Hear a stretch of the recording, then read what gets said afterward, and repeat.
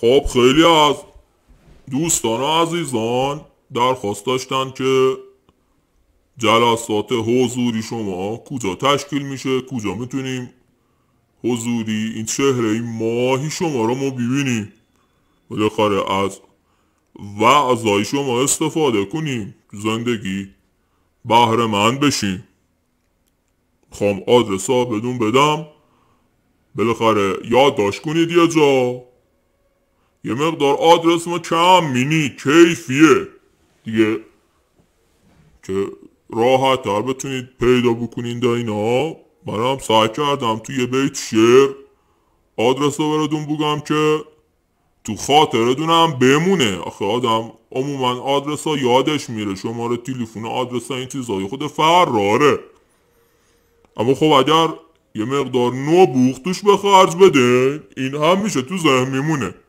ما هم گفتیم آدرسمونو با یه بیت شعر، یکی دو بیت شعر براتون بگوین تا هیچ وقت هم از خاطرتون نره. حالا تقدیم میکنیم آدرس ها دیگه، به خاطر بسپارید. میگه چه خواهی تو بدانی که مرا خانه کجاست، در کوچه یه چپ مرو، بیا کوچه یه راست، بر هر دره چطور شد پس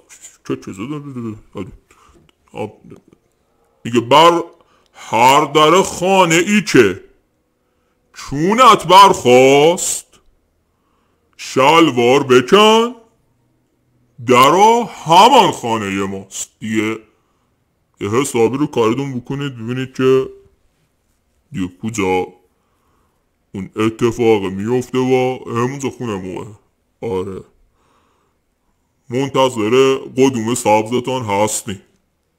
آره تشریف بیارید.